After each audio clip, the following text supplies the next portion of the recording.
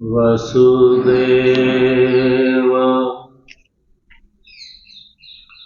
सुतं देवं कंसचाणूरमर्दनम्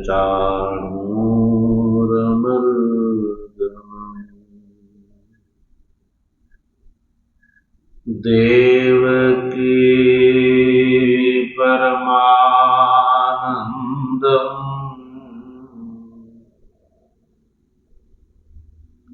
कृष्णं वन्दे जगद्गुरुम्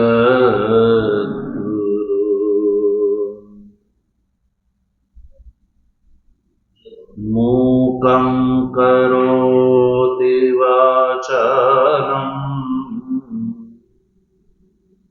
पङ्गुं लङ्घयते गिरिं यत्कृपा तमहं वन्दे परमानन्दमाधवम्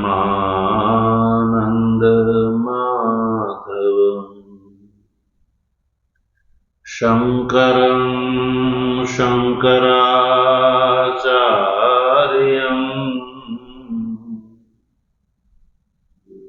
केशवं बादरायणम्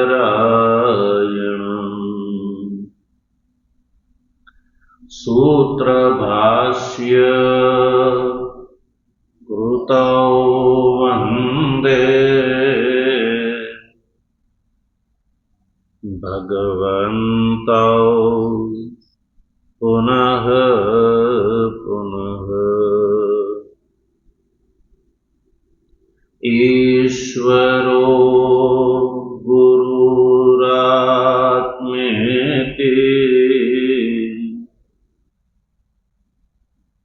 मूर्तिभेद विभागिने व्योमवद् व्याप्त देहाय दक्षिणामूर्तये नमः। ओम शांति शांति शांति।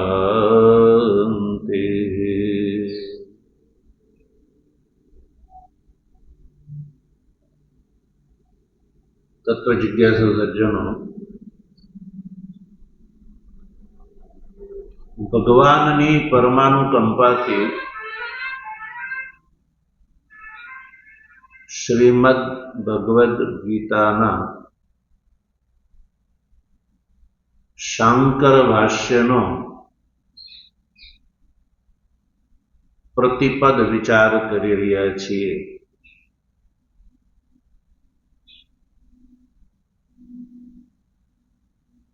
ભગવાન ભાષ્યકારે સૌ પ્રથમ મંગલાચરણ કર્યું.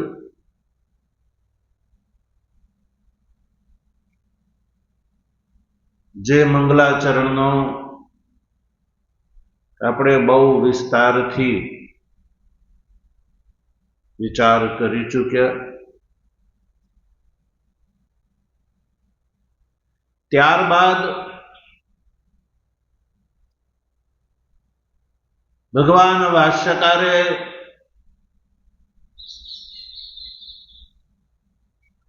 સીધી રીતે શ્લોકનું જ ભાષ્ય કરવું જોઈએ. ગીતાના અધ્યાય કેટલા છે? 18. પહેલો અધ્યાય શું છે? અર્જુન વિષાદ યોગ. પહેલો અધ્યાય છે. શું છે? અર્જુન વિષાદ યોગ. તો વિઘ્ન વિઘાતની અપેક્ષાથી અને અનુબંધ ચતુષ્ટયને ધ્યાનમાં રાખીને મંગલાચરણ કર્યું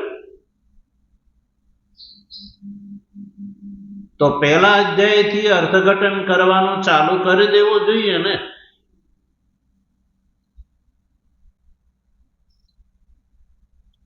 પણ એવું ન કરતા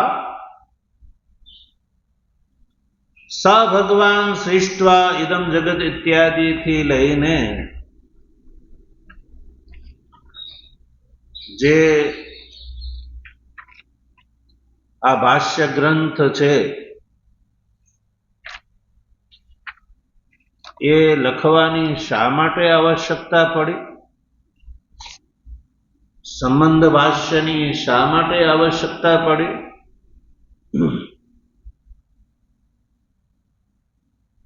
કેમ પહેલા શ્લોકથી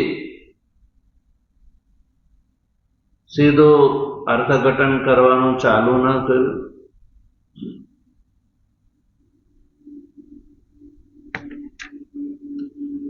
તો ભગવાન ભાષ્યકાર એવું માને છે કે એ જ શાસ્ત્રોનું વ્યાખ્યાન કરવા યોગ્ય છે જે વેદ મૂલક હોય.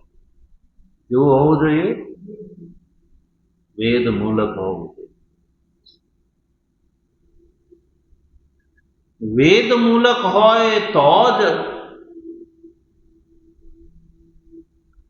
વેદાર્થના ઉદ્ઘાટન માટે એ ગ્રંથ વ્યાખ્યાનાર્હ બની જાય છે. વ્યાખ્યાન કરવા યોગ્ય એ ગ્રંથ બની જાય છે. કેવો હોય તો? વેદ મૂલક હોય તો. આ જે ગીતા જે છે એ વેદ મૂલક છે. વેદ મૂલક છે એમાં પ્રમાણ શું?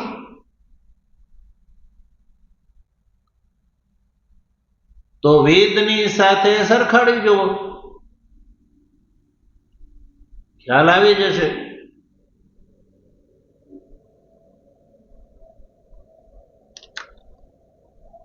તો વેદની અંદર યા કહો કે વેદોક્ત ધર્મ જે છે એ દ્વિવિધ છે. કેવો છે? દ્વિવિધો હિ વેદોક્તો ધર્મ. વેદોક્ત ધર્મ બે પ્રકારનો છે. કયા કયા બે પ્રકાર? પ્રવૃત્તિ લક્ષણ અને નિવૃત્તિ લક્ષણ. વેદના આ બે ધર્મ છે, યા એમ કહો કે આ બે અર્થ છે. વેદની અંદર આ બે ધર્મનું જ પ્રતિપાદન કરેલું છે. એક પ્રવૃત્તિ લક્ષણ ધર્મ અને બીજો નિવૃત્તિ લક્ષણ ધર્મ. આને ધ્યાનમાં રાખો. અને વેદની જ્યાં સુધી વાત છે એટલે વેદનો કોઈ મનુષ્ય કરતા નથી. વેદ જે છે એ પરમાત્માની વાણી છે.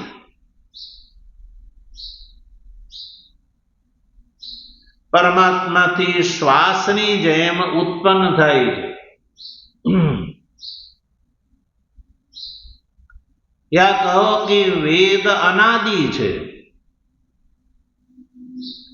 એટલે વેદોક્ત જે ધર્મ જે છે એ પણ અનાદિ છે અને એની અંદર પુરુષ કર્તૃકત્વ જે છે એનો અભાવ છે. પુરુષ કર્તૃક નથી. વેદ જે છે એ પુરુષ કર્તૃક નથી. એટલે વેદના પ્રામાણ્યની અંદર તો કોઈ સવાલ જ ઉભો નથી થતો કે આ વેદ પ્રમાણભૂત છે કે નહીં.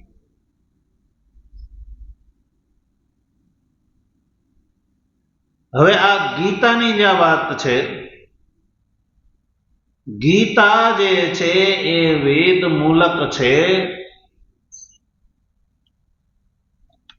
એ એટલા માટે ખબર પડે છે કે ગીતાની અંદર પણ આ બે જ ધર્મનું પ્રતિપાદન છે, બે જ નિષ્ઠાનું પ્રતિપાદન છે, જ્ઞાન નિષ્ઠા અને કર્મ નિષ્ઠા.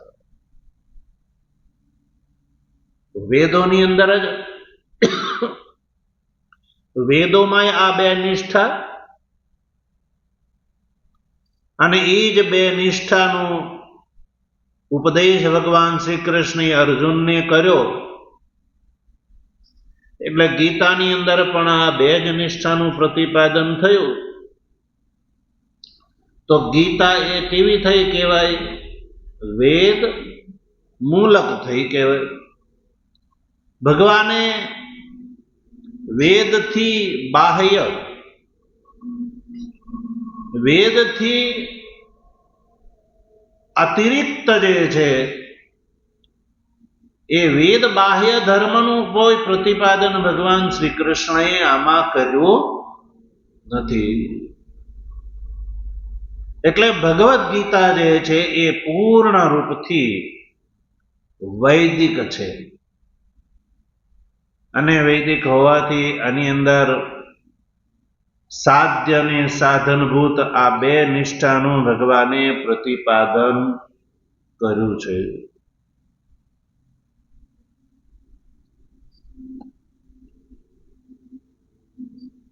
ચાલો એ વાત નક્કી કે ગીતાની અંદર આ બે નિષ્ઠાનું પ્રતિપાદન છે.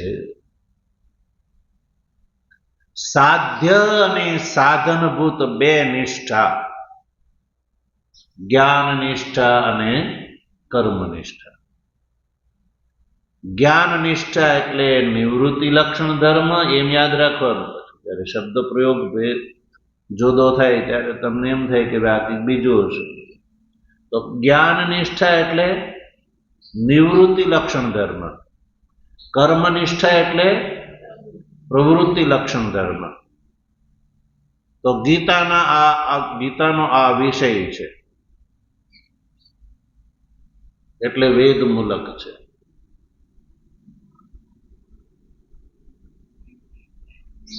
પછી બીજી વાત એક એ છે કે માની લીધું ગીતા શાસ્ત્ર જે છે એ વેદ મૂલક છે,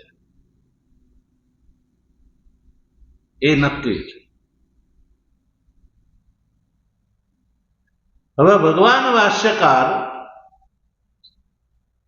આ ગીતાની વ્યાખ્યા કરવા માટે જ્યારે પ્રવૃત્ત થયા, વેદ મૂલક હોવાના કારણે ભગવાન ભાષ્યકારની સામે એક પ્રશ્ન ઉભો થયો. એ કયો પ્રશ્ન છે? કે વ્યાખ્યાન પ્રમાણભૂત મહાપુરુષો એ જ ગ્રંથનું વ્યાખ્યાન કરે છે જે ગ્રંથ આપ્ત પ્રણીત હોય. કેવો હોય? આપ્ત પ્રણીત હોય. એનું જ વ્યાખ્યાન કરવું ઈષ્ટ છે. એટલે ભાષ્યકારને સામે પ્રશ્ન ઉભો થયો કે આ જે ગીતા શાસ્ત્ર છે એનું વ્યાખ્યાન કરવું ઉચિત નથી. ભલે જ્ઞાન નિષ્ઠા અને કર્મ નિષ્ઠા બે એ ગીતાના વિષય હશે, પણ આપ્ત પુરુષ દ્વારા કર્તૃક હોય ને તો જ એની વ્યાખ્યા કરવી જોઈએ. એરે ગેરે નથુ ખેરે દ્વારા કોઈ રચિત શાસ્ત્ર હોય તો મહાપુરુષો એનું સમર્થન કરતા ગમે તે અનાપ્ત પુરુષ જે છે એવા વ્યક્તિએ કે જેને વૈદિક ધર્મની અંદર નિષ્ઠા નથી અને ભલે મહાવિદ્વાન હશે અને મહાન ગ્રંથોની પણ એને રચના કદાચ કરી હશે, તો તો પણ જે વૈદિક ધર્માવલંબી જે મહાપુરુષો જે છે એ અવૈદિક ધર્મનું વ્યાખ્યાન યા અનઆપ્ત પ્રણીત ગ્રંથનું વ્યાખ્યાન કરવામાં પ્રામાણિક મહાપુરુષોની પ્રવૃત્તિ થતી નથી. એટલે ગીતા આપ્ત પ્રણીત છે એ નિર્ધારણ કરવું બહુ જરૂરી છે. ગીતાનું વ્યાખ્યાન કરવું ત્યારે જ ઈષ્ટ ગણાશે જ્યારે ગીતા આપ્ત પ્રણીત છે એવું નિર્ધારણ થઈ જાય તો.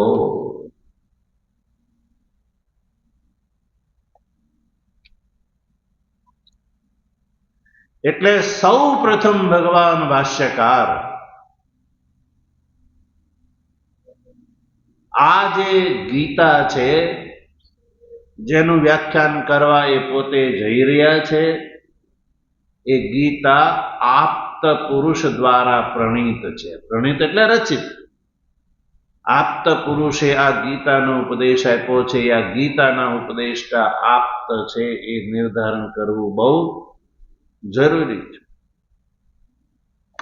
એટલે ભાષ્યકાર સૌથી પહેલા સ ભગવાન સૃષ્ટવા ઇદમ જગત એ પંક્તિથી લઈને શોક મોહ મહોદધો નિમગ્નાય ઉપદિદેશ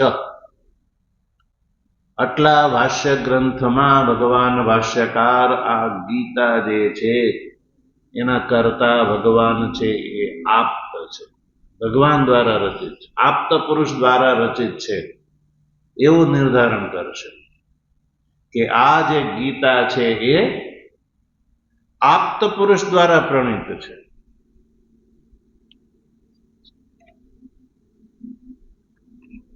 એટલે આપતત્વનું નિર્ધારણ કરવા માટે સૌથી પહેલા કહ્યું સ ભગવાન સૃષ્ટવા ઇદમ જગત તસ્ય ચ સ્થિતિમ ચિકીર્ષુઃ મરિચ્છાદિનગ્રે સૃષ્ટવા પ્રજાપતિન પ્રવૃત્તિ લક્ષણમ ધર્મમ ગ્રાહયામાસ વેદોક્તમ તતો અન્યાશ્ચ સનક સનંદનાદીન ઉત્પાદ્ય નિવૃત્તિ લક્ષણમ ધર્મમ જ્ઞાન વૈરાગ્ય લક્ષણમ ગ્રાહયામાસ. આનો અર્થ સમજાય ગયો? આ પંક્તિનો આપણે વિચાર કરી ચૂક્યા કે સૌ પ્રથમ ભગવાને આ સંસારની રચના કરી અને સંસારની સ્થિતિ બની રહે એ માટે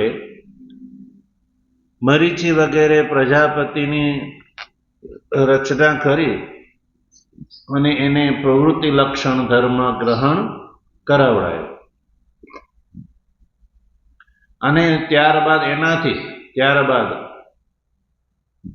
એનાથી અન્ય એટલે ભિન્ન સનક સનંદન સનત અને સનાતન આ જે શ્રુતિ પ્રસિદ્ધ જે મુનીશ્વરો છે એને નિવૃત્તિ લક્ષણ ધર્મ જે છે જેનું જ્ઞાન અને વૈરાગ્ય એ જે લક્ષણ છે એવો નિવૃત્તિ લક્ષણ ધર્મ ગ્રહણ કરાવડાયો. તો આ બે ધર્મ છે કેવા છે? વેદોક્તમ, વેદ દ્વારા ઉક્ત. જો એક વાત આનાથી એ નક્કી થઈ કે જે ભગવાને આ નારાયણાખ્ય ભગવાને આ સંસારની રચના કરી તો સંસારની રચના કરી અને સંસારની સ્થિતિ માટે ભગવાને આ સંસારની સ્થિતિ બની રહે એ માટે મરીચ્યાદિ પ્રજાપતિ અને સનક સનંદનાદિ જે ઋષિઓ છે એને પ્રવૃત્તિ લક્ષણ અને નિવૃત્તિ લક્ષણ ધર્મ ગ્રહણ કરાવડાય. તો એ સ્વબુદ્ધિ પરિકલ્પિત નથી. ધ્યાન દેજો. કેવો ધર્મ છે? વેદોક્ત. ધ્યાન આપજો. કેવો ધર્મ? વેદોક્ત. વેદ દ્વારા કહેલો જે ધર્મ છે ને એ જ ધર્મ ભગવાને આ સંસારની રચના કર્યા પછી આ બે અધિકારીઓને આ ધર્મ જે છે એ ગ્રહણ કરાવડાવ્યો.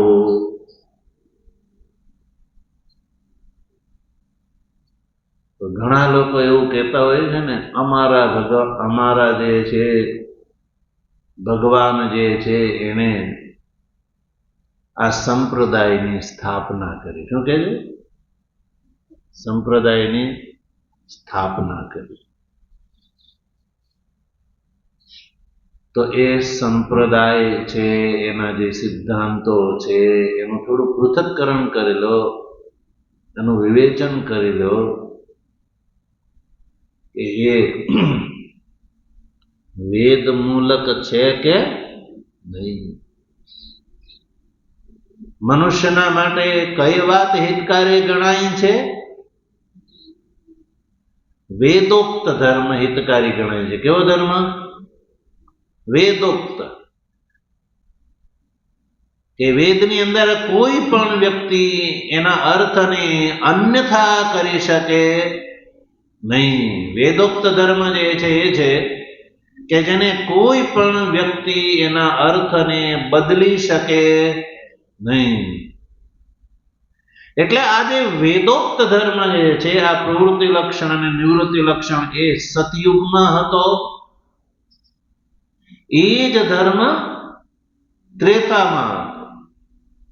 ત્રેતામાં જે છે એ જ દ્વાપરમાં છે, અને દ્વાપરમાં જે છે એ જ આ કલિયુગમાં છે.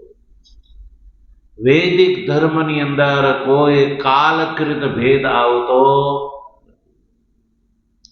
અને કોઈ આ સંસારની અંદર મહાન પ્રભાવશાળી વ્યક્તિ જન્મ ધારણ કરે તો એનું વચન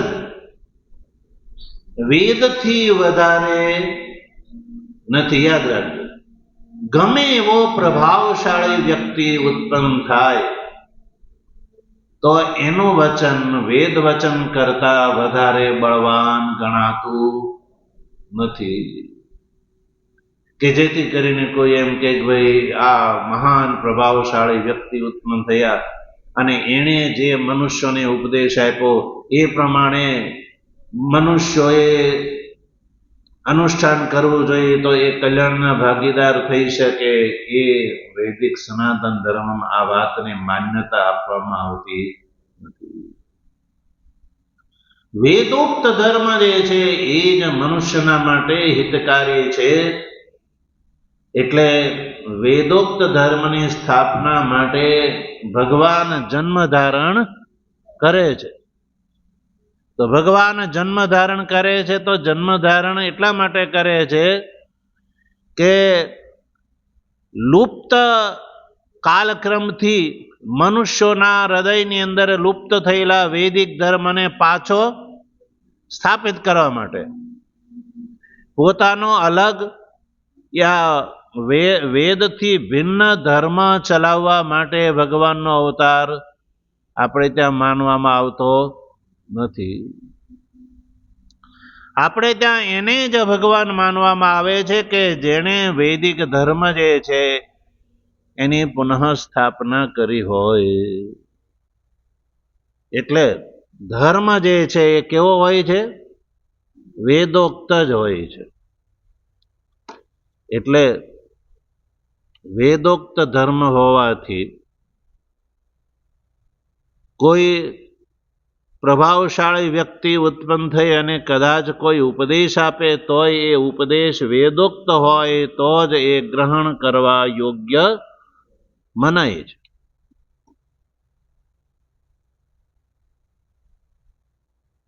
એટલે ભગવાન શ્રી કૃષ્ણની જ્યાં સુધી વાત છે તો ભગવદ્ ગીતા જે છે એ ભગવાન શ્રી કૃષ્ણ દ્વારા ઉપદિષ્ટ છે.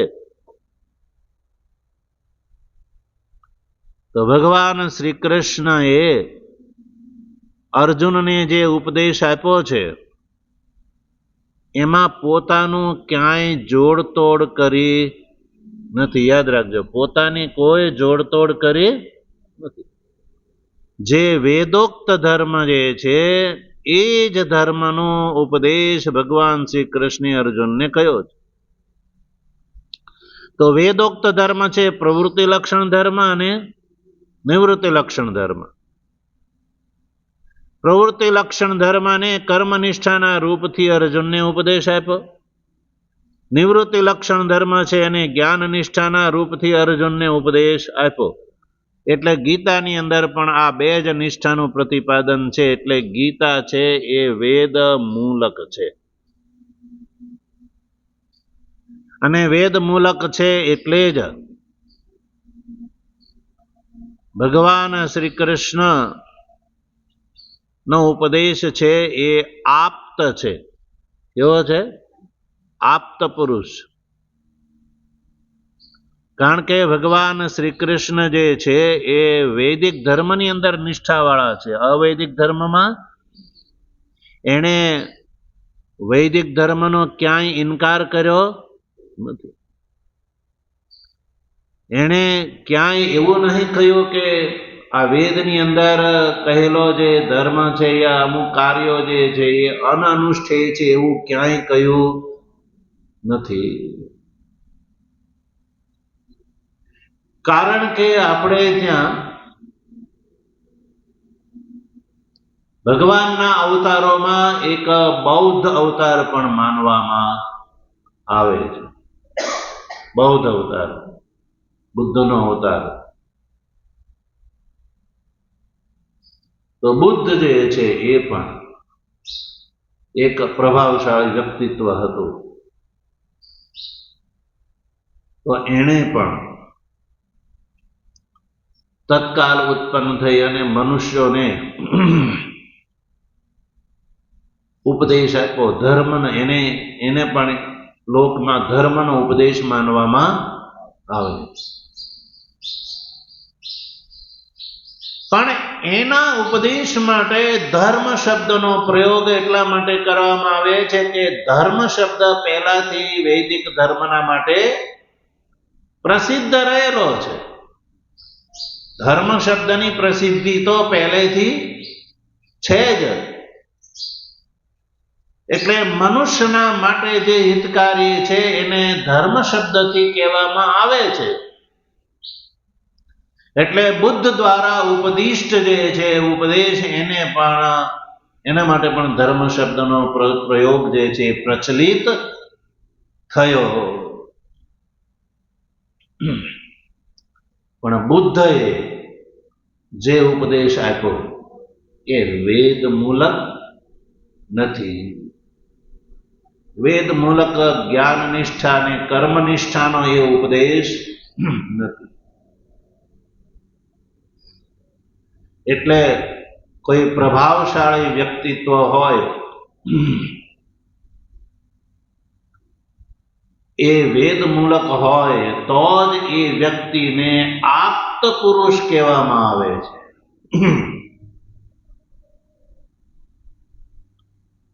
આપ્ત પુરુષ એને કહેવામાં આવે કે જેની વાત પ્રમાણ મૂલક હોય, પારંપરિક હોય, વેદ પ્રતિપાદિત હોય, પ્રયોજનવત હોય તો જ એવા પ્રભાવશાળી વ્યક્તિને આપ્ત પુરુષ કહેવામાં આવે છે. બૌદ્ધનું વ્યક્તિત્વ ભલે લોકમાં પ્રભાવશાળી કહેવાતું હોય પણ વૈદિક ધર્મની દ્રષ્ટિએ બૌદ્ધ છે એ આપ્ત પુરુષ, એને આપણે આપ્ત પુરુષ ગણતા નથી. એનો ઉપદેશ આપ્ત નથી. એટલે વૈદિક ધર્માવલંબી આચાર્યો એની જ વ્યાખ્યા કરે છે જે ગ્રંથ આપ્ત પુરુષ દ્વારા રચિત હોય. એટલે આ જે ગીતા છે એ આપ્ત દ્વારા પ્રણીત છે, આપ્ત પુરુષ દ્વારા પ્રણીત છે. એ નક્કી કરે છે ભગવાન ભાષ્યકાર. કારણ કે તો જ આ ગીતા શાસ્ત્ર વ્યાખ્યેય બને છે. ગીતાના કર્તા જે છે એ આપ્ત છે, આપ્ત પુરુષ છે. એ નક્કી થાય તો જ આ ગીતા જે છે એ વ્યાખ્યેય કહેવાય. વ્યાખ્યેય એટલે વ્યાખ્યા કરવા યોગ્ય ગણાય. એટલે આ જે ગીતાના કર્તા જે છે, યા આ ગીતા છે એ આપ્ત પુરુષ દ્વારા પ્રણીત છે. એ નિર્ધારણ કરવા માટે સ ભગવાન સૃષ્ટવાથી લઈને શોક મહોદધો નિમગ્નાય ઉપદિદેશ, એ ગ્રંથ, એટલા ગ્રંથમાં આ ગ્રંથ આપ્ત પુરુષ દ્વારા પ્રણીત છે એ વાતનું નિર્ધારણ કરે છે. એટલે સૌથી પહેલા કહ્યું કે ભગવાને આ સૃષ્ટિની રચના કરી. નારાયણાખ્ય જે ભગવાન છે એને સૃષ્ટિની રચના કરી. રચના કરીને આ સંસારની સ્થિતિ બરકરાર રહે, બની રહે, એટલા માટે થઈને પ્રજાપતિ મરીચી વગેરે પ્રજાપતિની રચના કરી. એ રચના નવી નહીં, પણ પૂર્વકલ્પિત. પ્રજાપતિ જે છે એનો આ કલ્પના પ્રારંભમાં એનો જન્મ થયો ને એને પ્રવૃત્તિ લક્ષણ ધર્મ ગ્રહણ કરાવડાયો. સનકાદિને નિવૃત્તિ લક્ષણ ધર્મ ગ્રહણ કરાવડાયો. આ બે જ ધર્મ છે, પ્રવૃત્તિ લક્ષણ અને નિવૃત્તિ લક્ષણ ધર્મ. એટલે ભાષ્યકાર આગળ લખે છે દ્વિવિધો હિ વેદોક્તો ધર્મ. વેદોક્ત ધર્મ તો આ બે જ પ્રકારનો છે. અને આ જે ધર્મ છે એ સંસારની સ્થિતિનું કારણ છે. સંસારને ઉત્પન્ન કર્યા પછી ભગવાન શું ચાહે છે? આ સંસારની સ્થિતિ.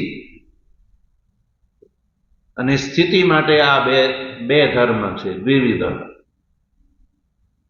હવે કોઈ એવું કહે કે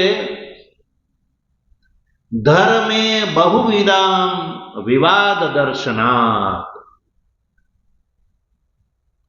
ધર્મના વિષયમાં વર્તમાન લોકમાં વિવાદ દર્શનાત, બહુવિધામ વિવાદ દર્શનાત. ભિન્ન ભિન્ન જે છે એ પરંપરાઓ જે અનાદિકાળથી ચાલી આવે છે એમાં બહુવિધ જે જાણકારો જે છે ધર્મના, એની અંદર વિવાદ જોવા મળે છે. એટલે એ જે ધર્મના જાણકારો છે એના ધર્મને પણ તમારે આ જગતની સ્થિતિમાં એનો ધર્મ જે છે એ કારણ છે એને પણ મહત્વ તમારે આપવું જોઈએ. કોઈ એવું કહી શકે?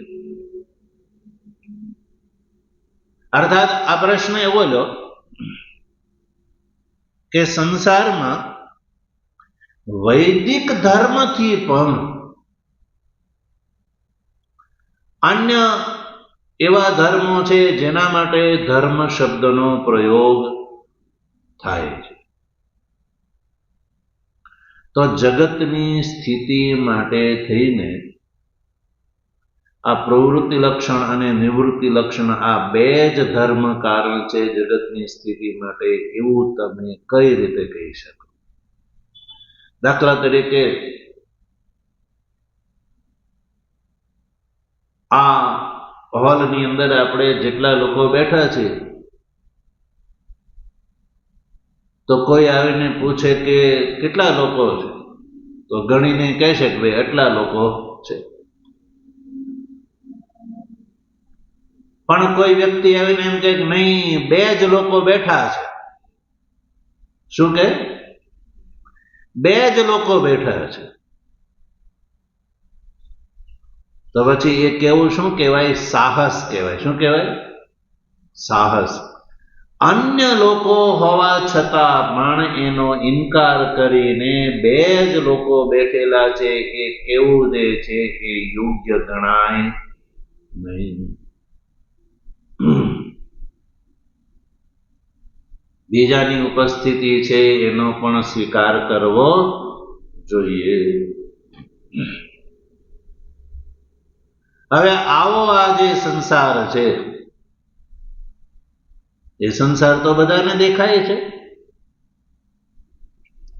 તો આવા જે સંસાર છે એ સંસારની સ્થિતિમાં પ્રવૃત્તિ લક્ષણ ધર્મ અને નિવૃત્તિ લક્ષણ, આ વૈદિક બે જ ધર્મ છે એ સ્થિતિમાં કારણ છે એવું કઈ રીતે કહી શકાય? જ્યારે બીજા ધર્મો પણ ઉપસ્થિત હોય ત્યારે અન્ય ધર્માંતર, બીજા ધર્મો જે છે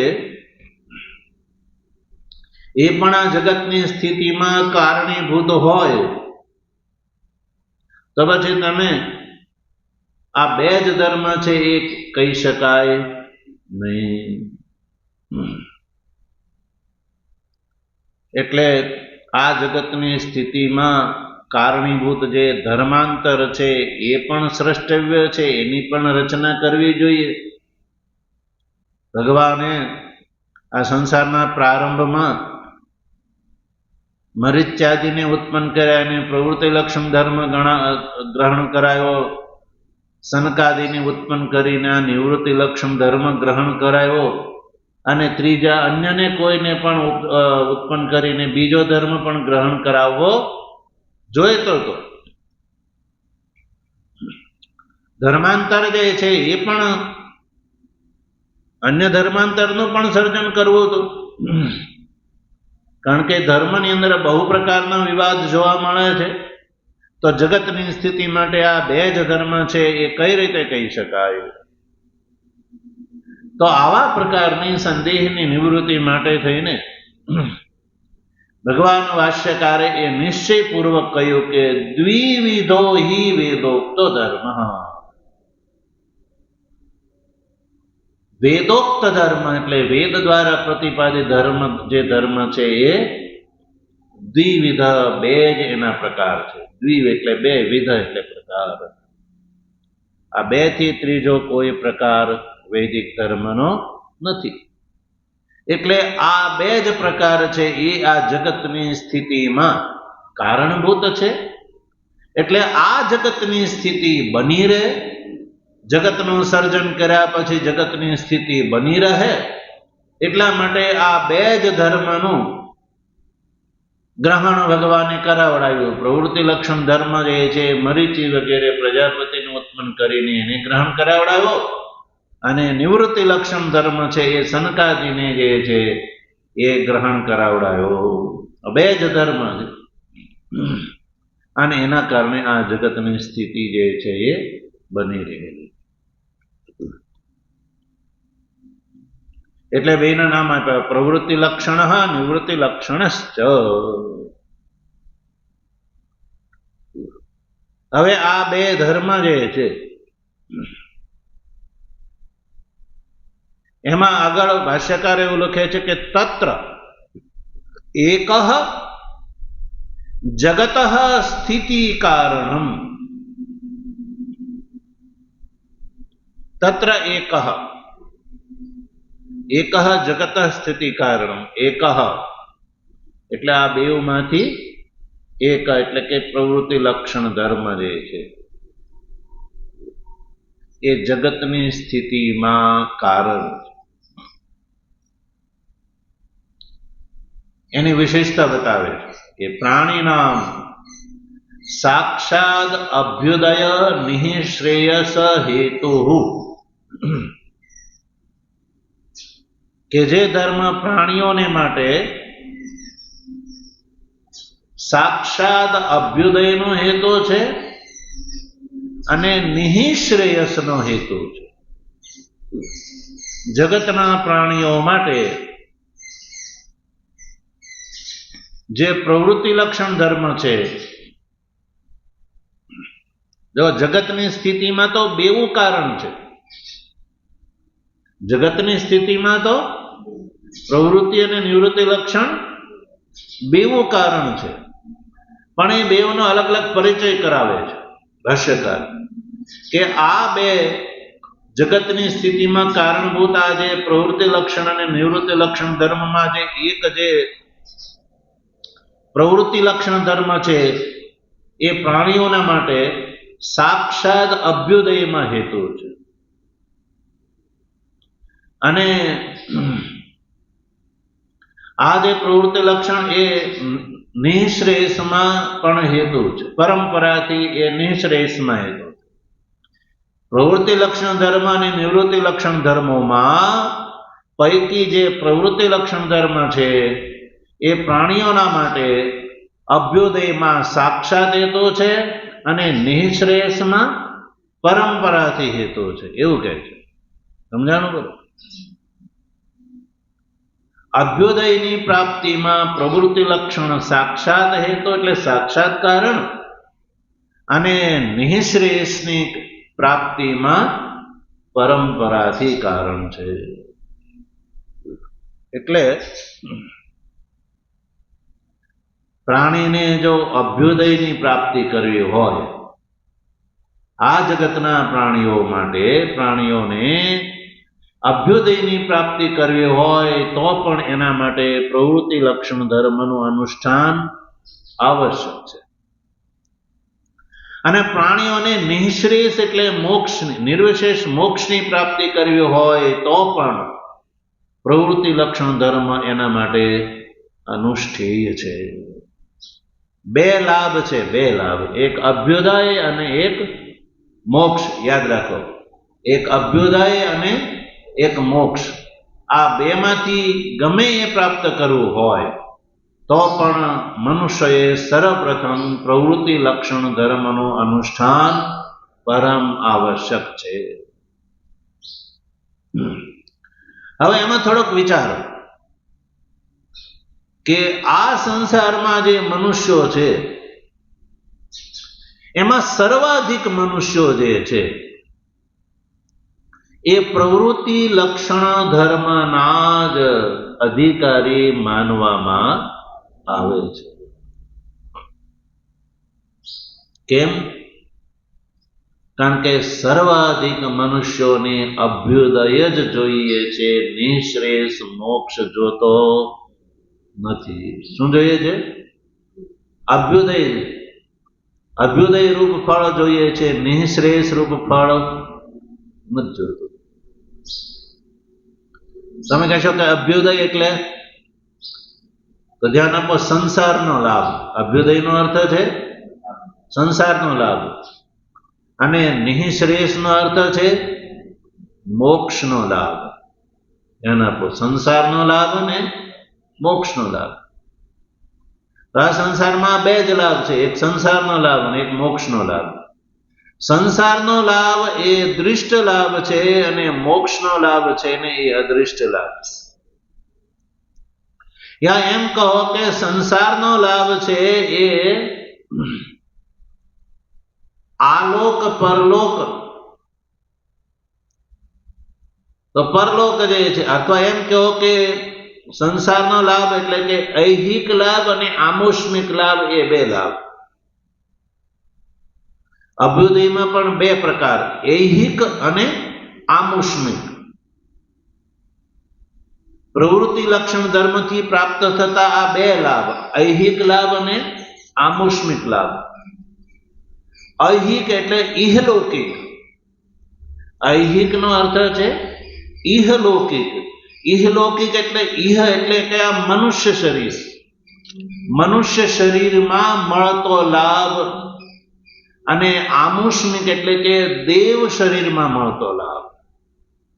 મનુષ્ય શરીરમાં મળતા લાભ અને આલોકનો લાભ કહેવામાં આવે, અને દેવ શરીરમાં મળતા લાભ અને આમુષ્મિક લાભ એટલે કે પરલોકનો લાભ. તો તો વિચાર કરો, સંસારના સર્વાધિક મનુષ્યો, ચાલો વૈદિક ધર્મ, આપણે તો વૈદિક ધર્માવલંબી છે એનો જ વિચાર કરીએ. હવે એક વાત બીજી એ કહી દઉં કે આ સંસારમાં એક જ ધર્મ સ્વીકાર્ય છે અને એ છે વૈદિક ધર્મ. કયો છે? વૈદિક ધર્મ. વેદોક્ત એ જ ધર્મ છે અને સંપૂર્ણ સંસારની અંદર આ જ એક ધર્મનું અસ્તિત્વ છે. તો તમે પાછા કહેશો કે કેમ, અત્યારે તો ઘણા બધા બીજા ધર્મો મઝહબો છે, તો પછી એવું કઈ રીતે કહી શકાય કે ના એક જ વૈદિક ધર્મ છે અને એ જ સંસારના મનુષ્યોને માટે કલ્યાણકારી છે?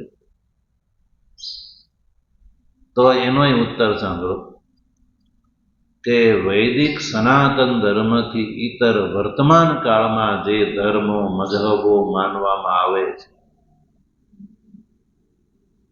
એની ઉત્પત્તિ થઈ એને કેટલા વર્ષ થયા? ગમે તે નામ લાવો.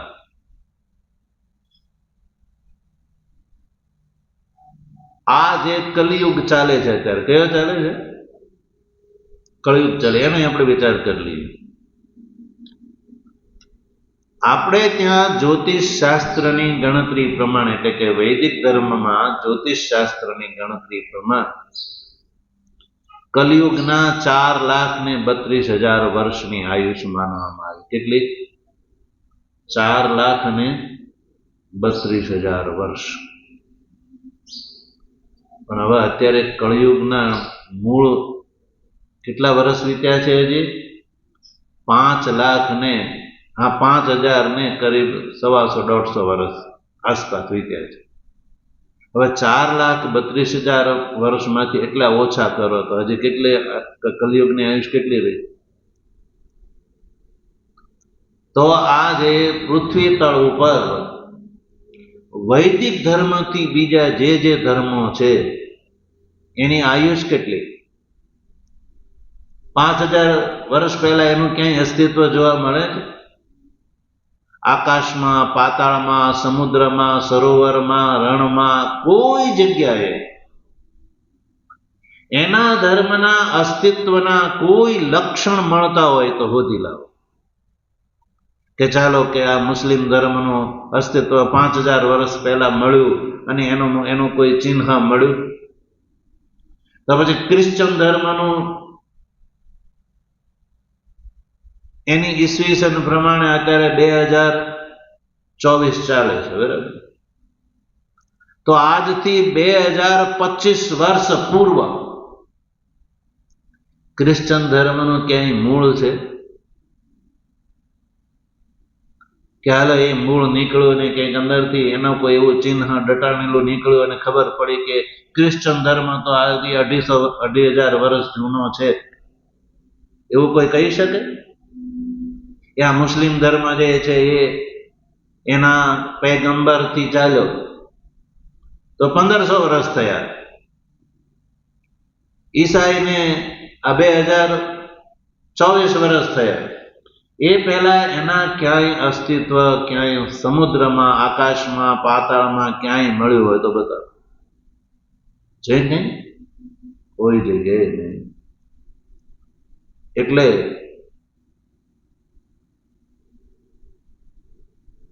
વ્યાકરણ શાસ્ત્રમાં એક સૂત્ર છે, પૂર્વત્રા સિદ્ધમ. એવું સૂત્ર છે? પૂર્વત્રા સિદ્ધમ.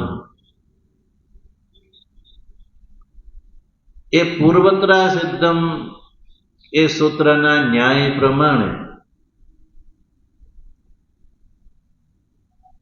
પુત્ર જે છે એ એવું કહી શકે કે હું મારા પિતાની જાનમાં ગયો હતો? પુત્ર પહેલી વાર લગ્ન થતા હોય તોની વાત છે, નહીં તો વળી કદાચ આવું બને. પણ જેના વિવાહ પહેલી વાર થયો હોય અને એને પુત્ર ઉત્પન્ન થયો હોય અને એ પુત્ર એમ કહી શકે કે હું મારા પિતાનો વિવાહ થયો હતો એનો હું દ્રષ્ટા હતો, જાનમાં ગયો હતો, મારા પિતાના અને માતાના ફેરા મેં જોયા હતા એવું કહી શકે? કેમ? કારણ કે એ વખતે એનું અસ્તિત્વ જ નહોતું. તો પિતાનું અસ્તિત્વ હતું એટલે તો પિતાનો વિવાહ થયો, પણ પુત્રનું અસ્તિત્વ. તો હવે પિતા જે છે એ લગ્ન થયા ત્યારે એ એવું કહી શકે કે મારે ત્યાં 6 પુત્રો છે, હું 6 પુત્ર વાળો છું, કહી શકે નહીં, કારણ કે એ વખતે એનું અસ્તિત્વ નહોતું, પિતાનું અસ્તિત્વ હતું. એમ આ જે સૃષ્ટિના પ્રારંભમાં, આ સૃષ્ટિનો પ્રારંભ થયો ત્યારે વૈદિક ધર્મ હતો, અને એ નક્કી થાય છે કે ઉત્પત્તિ પહેલા હતો, આ સંસારની ઉત્પત્તિની પહેલા હતો. અને આ સંસારની ઉત્પત્તિ એટલે કે આ કલ્પની શરૂઆત થઈ એ પહેલા વૈદિક ધર્મ હતો.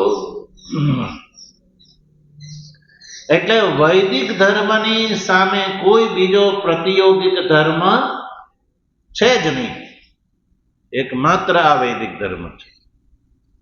એટલે ભગવાન ભાષ્યકારે એ બિલકુલ નિર્ધારણ કર્યું કે 2 જ ધર્મ છે, પ્રવૃત્તિ લક્ષણ ધર્મ અને નિવૃત્તિ લક્ષણ ધર્મ. અને એમાંથી આ જે પ્રવૃત્તિ લક્ષણ ધર્મ જે છે એ અભ્યુદયનું કારણ છે, એટલે કે સંસારનો લાભ કરાવવા વાળો છે, મનુષ્યને આ લોકના સુખ દેવા વાળો છે, અને આ શરીર છૂટ્યા પછી દેવ શરીર પ્રાપ્ત કરાવવા વાળો છે. હવે આ જ પ્રવૃત્તિ લક્ષણ ધર્મ જો નિષ્કામ ભાવથી એનું અનુષ્ઠાન કરે તો ચિત્ત શુદ્ધિના માધ્યમથી પારંપરિક રીતે એ નિઃશ્રેયસનો હેતુ બને છે. અહીંયા સુધી આ વાત થઈ. હવે આ જે ભગવાને અવતાર શા માટે ધારણ કરવો પડ્યો અને ભગવાને આ ગીતાનો ઉપદેશ શા માટે કરવો પડ્યો એ વાત આગળ બતાવી, અને ભગવાન આ ગીતા છે એ આપત પુરુષ દ્વારા નિર્ધારિત છે એવું સિદ્ધ ભગવાન ભાષ્યકાર કરશે. એમની કૃપા હશે તો એનો વિચાર આપણે આગળ કરીશું. ઓમ વસુદેવ સુતં દેવં કંસ ચાણૂરમર્દનમ દેવકી પરમાનંદમ કૃષ્ણં વંદે જગદ્ગુરુમ મૂકં કરોતિ વાચાલં પંગું લંઘયતે ગિરિં યત્કૃપાતમહં વંદે પરમાનંદમાધવં શંકરં શંકરાચાર્યં કેશવં બાદરાયણં સૂત્રભાષ્યકૃતૌ વંદે ભગવन्तौ પુનઃ પુનઃ ઈશ્વરો ગુરુરાત્મેતિ મૂર્તિભેદ વિભાગિને વ્યોમવદ્વ્યાપ્તદેહાય દક્ષિણામૂર્તયે નમઃ. ઓમ શાંતિ શાંતિ શાંતિ. સદગુરુ